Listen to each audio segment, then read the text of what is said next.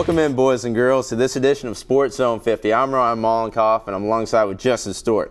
Last week, we talked about how Tubby Smith was on the hot seat, and it seems, oh, what a week can do. This past week, Mitch Barnhart released a statement to the media saying Tubby Smith was his coach. And with that said, everyone will be reevaluated when the season concludes. Ryan, back to that in a minute. Speaking of the men's basketball team season concluding, that's what happened over the weekend, as Kentucky fell to Kansas 88-76. It was a tough game for the Wildcats as Kansas came into the game as a #1 seed and had what some believe to be the best roster in the tournament. Kentucky got some great production from Bobby Perry as he finished with 21 points right behind Morris's 22. But unfortunately, it wasn't enough for the Cats as Kansas had such a deep bench. Justin, I was watching that game, and I will say Tubby did one heck of a job coaching for the Cats. To get within 6 points of Kansas after the game started, it was just amazing. UK was just so undermanned, it was amazing. With college superstars from Kansas like Julian Wright, Brandon Rush, and Mario Chalmers, it was tough for the Wildcats to match up. They had, once Morris was out, it seemed like it was done for Kentucky. Yeah. Now back to Tubby, as if it looks like he's sticking around just at least one more season. Justin, what do you think will happen to Tubby Smith in the forthcoming future? Well, personally, there's a lot, riding on Tubby Smith's shoulders and the program in general. We have recruits like Jay Lucas and Patrick Patterson who are really, I think, sitting back waiting to see what's going to happen with Tubby Smith. Jay actually made a comment to one of the newspapers, I believe it was a Courier Journal the other day, talking about how, Tubby Smith has been the one that's been recruiting him since sophomore year. So he really wants to be at this team with this coach that wants him. I don't think it really has to do with being at UK. He wants to be with a good coach. And personally, I think, Tubby's had an impressive career. We've had a few potholes here along the way, but I think a lot is riding on his shoulders with the program. I think if Tubby were to leave, then that would be removed, and unfortunately, I don't think we would even have a chance of getting the recruits that we're looking at right now that are probably going to be pretty instrumental to having a successful program next year. Over the weekend, it was the number 12 UK baseball team, as they were looking to improve the best start in the program's 103-year history. And when it took the field, starting open SEC play against Arkansas, well, they were hoping to continue that streak. But the number 9 Razorbacks had other plans for the Cats when they snapped the team's 19-game winning streak on Friday, 10-2. The Batcats rebounded Saturday, though, for a 7-5 win against the Razorbacks, equaling the series. But on Sunday, they fell 14-5 as Arkansas took the series 2-1. The 20-2 Cats faced an in-state rival Western for a 1-game series before heading to Baton Rouge to play a 3-game series with LSU behind SEC Freshman of the Week Brandon Wright, as he went 5 for 11 with 3 home runs. For most students, there's a few days lag after spring break, but the number 54 men's tennis team showed no signs of it by crushing their competition Sunday. Indiana State was shown no love as the Cats won 6-0 sweeping singles play. In-state counterpart Murray State got the same treatment in the second match of the day. The Racers were raced off the courts after being dominated 6-0, thanks in big part to the newly ranked number 22 doubles team of Peter Bjork and Will Ward. But the Cats can't rest for long, returning to SEC play as they go on the weekend on the road against number 71 Mississippi State on Friday and number 9 Ole Miss on Sunday. Now let's move to the short grass, where UK's men's golf team has been up against some tough competitors.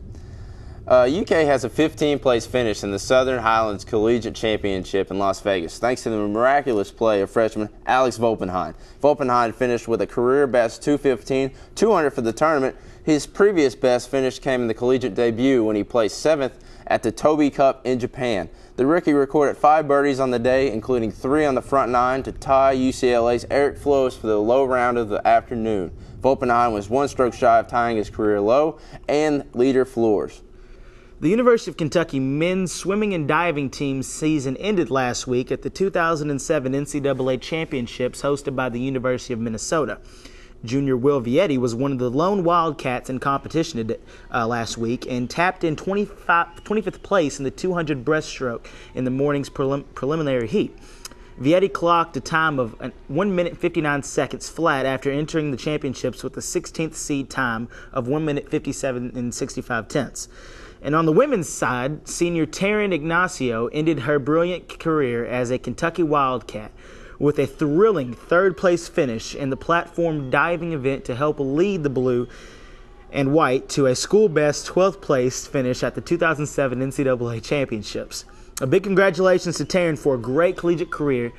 She finishes with 5 SEC titles and 1 national championship. Way to go. Now on to some serious news on the football front is head coach Rich Brooks has laid down the law on some of his players. Reserve cornerback Gerald Williams has been dismissed from the team for violations of the team rules. Williams has seen limited action in the last 2 seasons.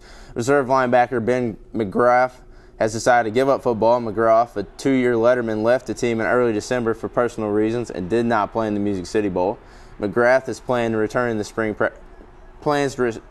practice, but now has decided against playing. He plans to remain in school and complete his education. 3 players, starting offensive lineman tackle Gary Williams, starting offensive guard Christian Johnson, and reserve linebacker Micah Johnson, has been suspended indefinitely for academic reasons. Each of the players may return to the team as soon as his responsibilities have been fulfilled to Coach Brooks' satisfactions. Reserve offensive lineman Micah Jones must give up football because of injury problems. Jones came to UK in 2004 and saw significant playing time as a true freshman.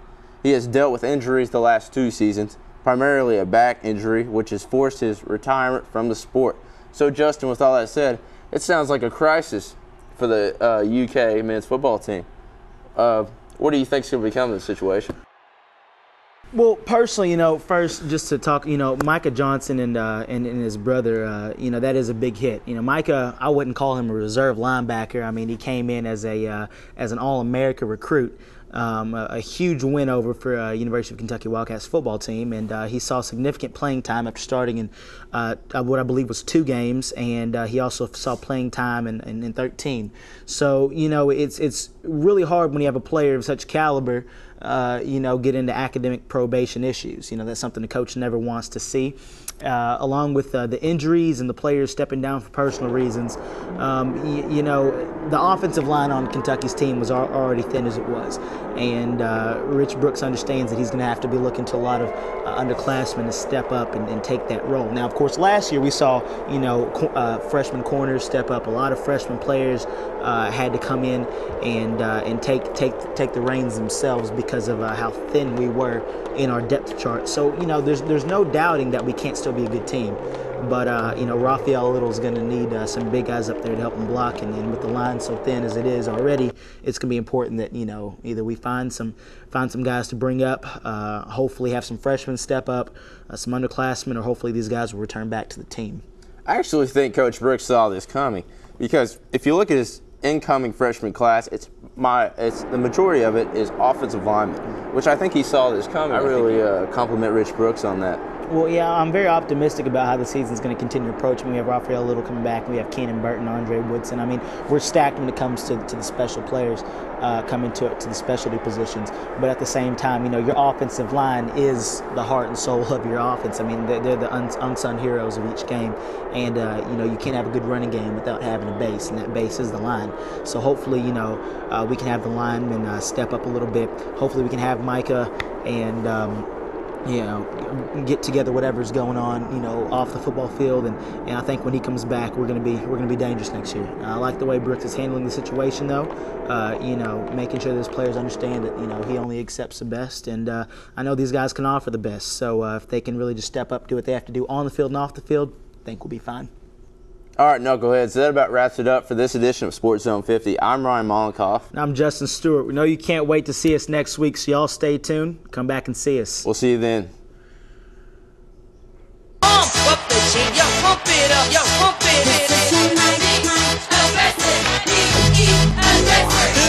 Y'all ready for this? I like to move it, move it. I like to move it, move it. I like to move it, move it. Yeah, move it. I like to move it, move it. I like to move it, move it. I like to move it, move it. Give it up, yeah. Welcome to the big show. Let me say, Simply what was about to say,